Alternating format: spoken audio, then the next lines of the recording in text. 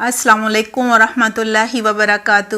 اعوذ باللہ من الشیطان الرجیم، بسم اللہ الرحمن الرحیم۔ رب اشرح لی صدری ویسر لی امری واحلل عقدۃ من لسانی یفقہوا قولی رب زدنی علما اللہم فقہنا فی الدین آمین۔ پیارے بچوں، کیا حال ہے آپ سب کا؟ امید کرتی ہوں بالکل خیریت سے ہوں گے۔ اللہ سبحانہ تعالیٰ آپ کو ہمیشہ اپنی حفظ و ایمان میں رکھے، آمین۔ پیارے بچوں، آج کی جو کہانی ہے اس کا آغاز کرنے سے پہلے کچھ باتیں جان لیتے ہیں۔ بچوں، آپ کو معلوم ہے صلہ رحمی کیا ہوتا ہے؟ نہیں معلوم؟ صلہ رحمی کے معنی ہوتے ہیں عزیزوں اور رشتہ داروں کے ساتھ اچھا سلوک کرنا۔ کرتے ہیں نا آپ؟ الحمدللہ۔ صلہ رحمی کرنے والے کو آخرت میں بہت سارا اجر ملے گا، لیکن بچوں، صلہ رحمی کرنے والے کو دنیا میں بھی اللہ سبحانہ تعالیٰ بہت سارے فائدے دیتے ہیں۔ دو بڑے بڑے فائدے یہ ہیں۔ نمبر 1، اس کے رزق میں برکت ہو جاتی ہے۔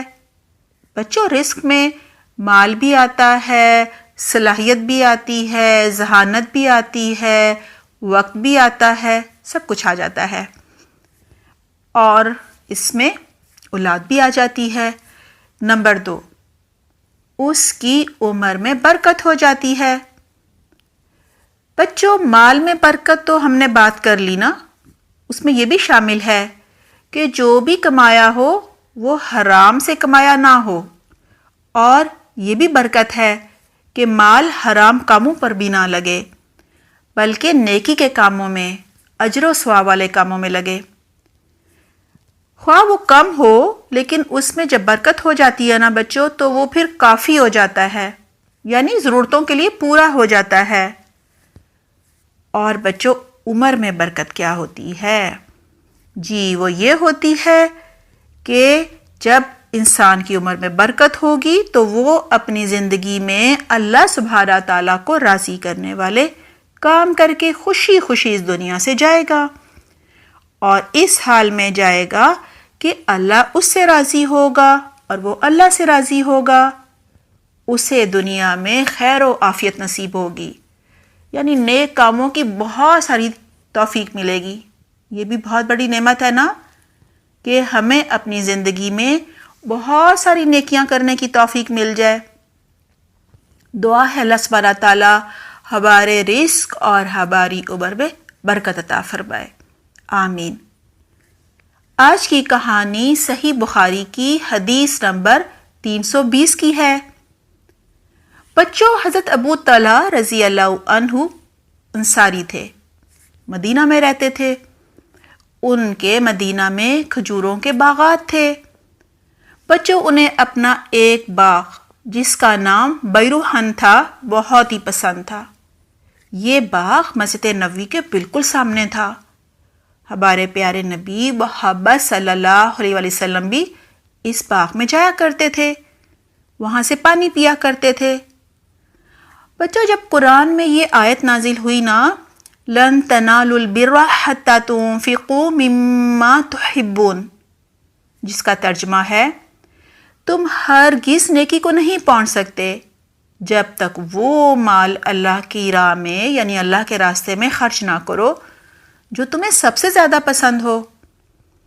پیارے بچوں، حضرت ابو طلحہ رضی اللہ عنہ نے فوراً اس آیت پر عمل کیا۔ آپ بھی کرتے ہیں الحمدللہ، اور وہ محمد صلی اللہ علیہ وسلم کی خدمت میں حاضر ہوئے اور فرمایا، میں اپنا بیروحہ کا جو باغ ہے اس سے بہت محبت کرتا ہوں اور اللہ کی راہ میں اسے صدقہ کرنا چاہتا ہوں، بدلے میں اللہ سے اجر و ثواب کی امید رکھتا ہوں، آخرت کا اجر چاہتا ہوں۔ آپ جیسے چاہیں اس باغ کو استعمال کریں۔ بچوں، پتہ ہے آپ صلی اللہ علیہ وسلم نے کیا فرمایا؟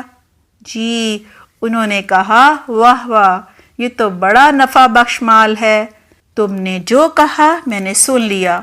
میری رائے یہ ہے کہ تم اس باغ کو اپنے رشتہ داروں، قرابت داروں، میں تقسیم کر دو، یعنی انہیں بانٹ دو۔ اور بچوں حضرت ابو طلحہ نے فرمایا کہ میں ایسا ہی کروں گا۔ بچوں اس طرح انہوں نے وہ باغ اپنے رشتہ داروں کو تقسیم کر دیا۔ امید کرتی ہوں آج کی کہانی سے آپ نے عمل کے لیے بہت کچھ سیکھا ہوگا۔ دعا ہے بچوں اللہ سبحانہ تعالیٰ ہمیں صلہ رحمی کرنے، رشتہ داروں کو تحفے تحائف دینے اور اللہ کی راہ میں ان چیزوں کو خرچ کرنے کی توفیق عطا فرمائے، اللہ کی راستے میں ان چیزوں کو دینے کی توفیق عطا فرمائے جو ہمیں بہت پیاری ہیں، جن چیزوں سے ہم خود بہت محبت کرتے ہیں۔ آمین۔ بچوں اپنا بہت خیال رکھیے گا۔ جلدی نئی کہانی کے ساتھ انشاءاللہ ہم دوبارہ حاضر ہوں گے۔ سبحانک اللہم و بحمدک، نشہد ان لا الہ الا انت، نستغفرک و نتوب الیک۔ والسلام علیکم ورحمۃ اللہ وبرکاتہ۔